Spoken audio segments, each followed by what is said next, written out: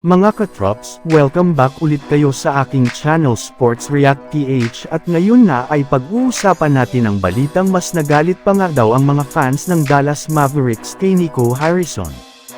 Pag-uusapan na rin nga natin ngayon dito sa ating panibagong video ang balitang possible nga daw pong bumalik si Mark Williams sa Los Angeles Lakers.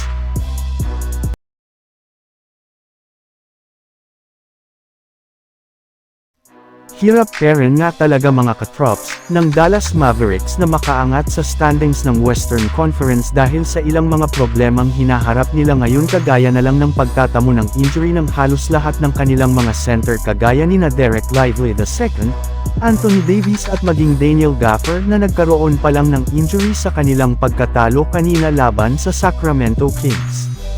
At dahil nga sa nangyayari ngayon sa Dallas ay dumoble pa nga ang galit ngayon ng mga fans sa kanilang general manager na si Nico Harrison. Bukod nga sa pambabatikos na inaabot nito sa social media ay napipilitan na nga ang mga fans na paabutan ito hanggang sa loob mismo ng kanilang arena.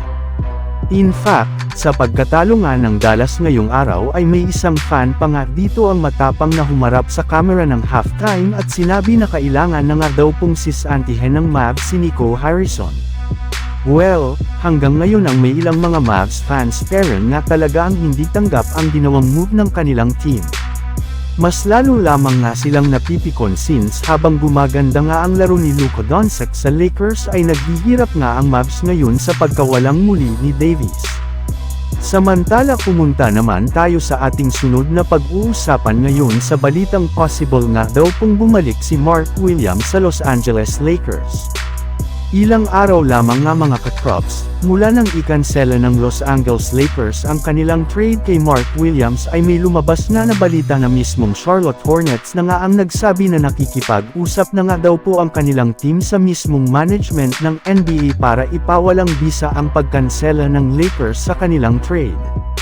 Yes, gusto rin nga daw ng Hornets na ituloy ang kanilang ginawang move ng nagdaang araw na magpapapunta kay Mark Williams sa Los Angeles Lakers at ang pagkuha nila kina Dalton Neck, Cam Reddish at 2 draft pick.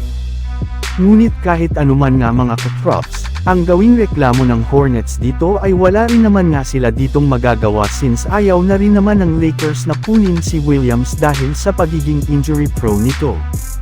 In fact, plano na lamang nga ni Rob Pelinka na kumuha ng mga bagong center sa buyout market kagaya na lang ni Robin Lopez, Dwight Howard at maging si Daniel Theis na maaari nilang pansamantalang makatulong kina Luka Doncic at LeBron James. So yun lang nga mga katrops ang handog ko sa inyong storya ngayong araw. Sana nag-enjoy kayo. Please like and subscribe my YouTube channel Sports React PH para sa iba pang storya at update patungkol sa NBA. Kita-kits muli sa ating susunod na video.